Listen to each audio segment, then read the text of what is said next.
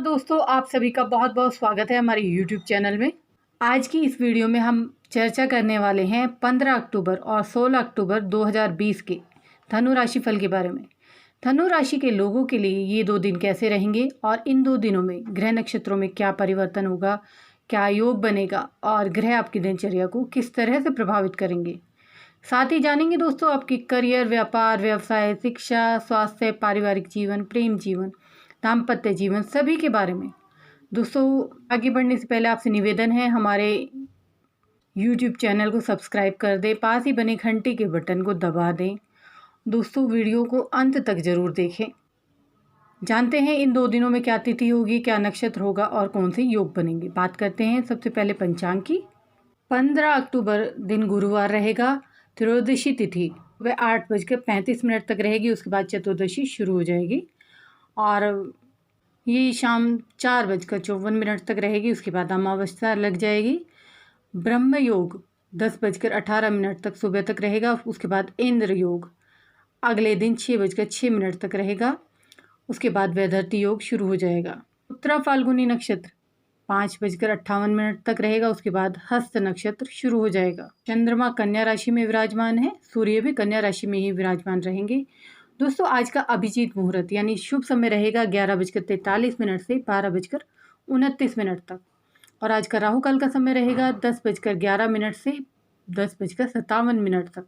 इस समय में कोशिश करें आप कोई शुभ अथवा मांगलिक कार्य इस दौरान ना करें तो बेहतर रहेगा। 16 अक्टूबर शुक्रवार का दिन रहेगा, अमावस्या तिथि रहेगी। तो ये अश्विन मास की अमावस्या रहेगी, पूरे दिन रहेगी। वैधर्ती योग अगले दिन 1:45 तक रहेगा सुबह तक। उसके बाद विषकुंभ योग शुरू हो जाएगा। हस्त नक्षत्र 2:58 तक रहेगा। उसके बाद चित्रा नक्षत्र शुरू हो जाएगा। चंद्रमा कन्या राशि में रहेंगे 2 बजे तक और सूर्य भी कन्या राशि में ही रहेंगे। इसका अभिजीत मुहूर्त यानी शुभ समय रहेगा 11:43 से 12:29 तक और आज का राहु काल का समय रहेगा दोस्तों 8:40 से 9:26 तक। 15 अक्टूबर को चंद्रमा कन्या राशि में रहेंगे और आपके 10वें भाव में रहेंगे सक्रिय अवस्था में और 16 अक्टूबर को चंद्रमा तुला राशि में रहेंगे और आपके एकादश भाव में रहेंगे सक्रिय अवस्था में। 10वें भाव में चंद्रमा अच्छे फल देता है दोस्तों। इस समय आपकी निर्णय लेने की क्षमता मजबूत होगी। दशम भाव को कर्म भाव भी कहा गया है, इसलिए इस समय आप अपने बाकी कामों से ज़्यादा कार्य क्षेत्र या व्यवसाय के कामों पर ज़्यादा ध्यान केंद्रित करें और खुद में बेहतर बदलाव लाने के लिए कुछ आप इन दिनों ज़रूरी फैसले भी ले सकते हैं। आपका ये कदम आने वाले समय में आपको लाभ दिलवाएगा।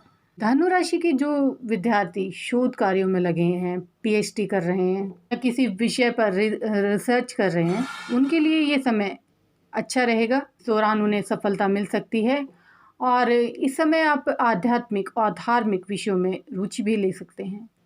इससे आपको मानसिक स्वास्थ्य को भी लाभ होगा। आप बेहतर तरीके से लोगों के सामने खुद को पेश कर पाएंगे, अपनी बात को प्रेजेंट कर पाएंगे, जिससे कि आपको सामाजिक स्तर पर भी अच्छे फलों की प्राप्ति होगी।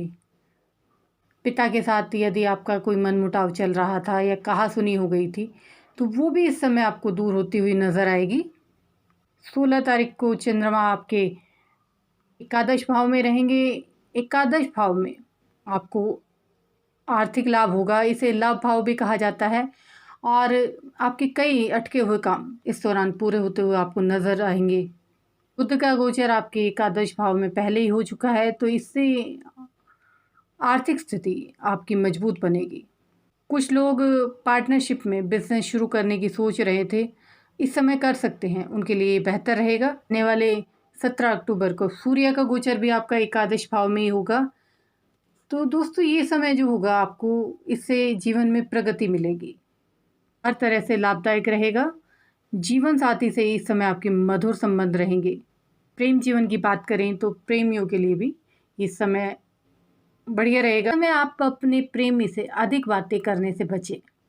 अगर आप उनसे अधिक बात करेंगे ज़्यादा से तो उन्हें लग सकता है कि आप अपने करियर को लेकर संजीदा नहीं हैं और उनकी ये चिंता भी सही है दोस्तों। इसलिए अपने लवमेट को केवल बातों से खुश ना करें बल्कि कुछ ऐसे काम भी करें जिनसे आने वाले समय में आपका भविष्य उनके साथ बेहतर हो। प्रेमियों के लिए ये 2 दिन वैसे अच्छे रहेंगे और आपका एक दूसरे का साथ आपके काफ़ी कामों को आसान भी बना देगा। स्वास्थ्य की दृष्टि से भी ये 2 दिन आपके लिए बेहतर रहेंगे। छोटी-मोटी परेशानी के अलावा आपका स्वास्थ्य बेहतर रहेगा।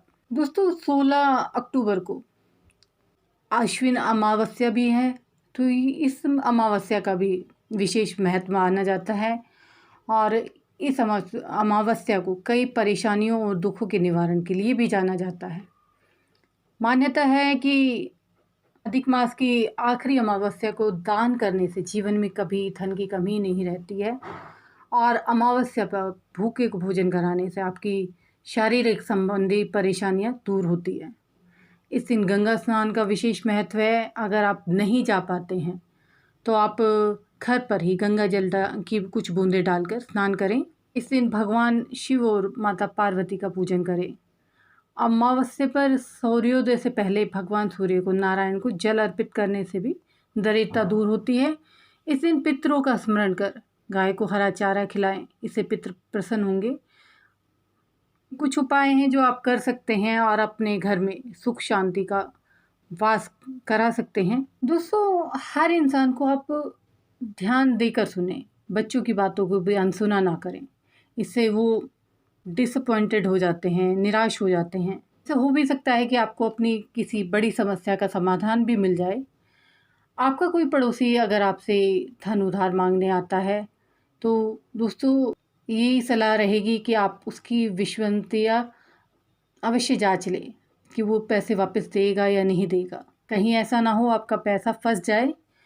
और इन 2 दिनों में आपकी रोमांटिक मुलाकात खुशी में तड़के का काम करेगी। जो आपकी आंखों के सामने आ रहे थे, आड़े आ रहे थे, वो आपकी आंखों के सामने ही आपके नीचे खिसकेंगे। पैसा प्यार परिवार से दूर होकर आज आप आनंद की तलाश में भी जा सकते हैं। अपने आध्यात्मिक गुरु से भी मिलने जा सकते हैं। 2 दिनों में ऐसा कुछ खास होगा जिसे आप करना चाहेंगे, अपने लिए टाइम भी निकालना चाहेंगे। व्यवसाय में आपको लाभ भी देखने को मिलेगा, साथ ही आपको कुछ सावधानी भी रखनी पड़ेगी, अन्यथा आपको हानि उठानी पड़ सकती है। और स्वास्थ्य की दृष्टि से भी ये 2 दिन बेहतर रहेंगे आपके लिए। आप जीवन में योग और मेडिटेशन को हिस्सा दें, बनाएं, जिससे कि स्थितियाँ आपके लिए अच्छी रहेंगी। कुछ मामलों को छोड़कर 2 दिन आपके लिए लाभदायक रहेंगे। थैंक यू दोस्तों। चैनल को लाइक, सब्सक्राइब, शेयर करना ना भूलें। वीडियो को अंत तक ज़रूर देखें।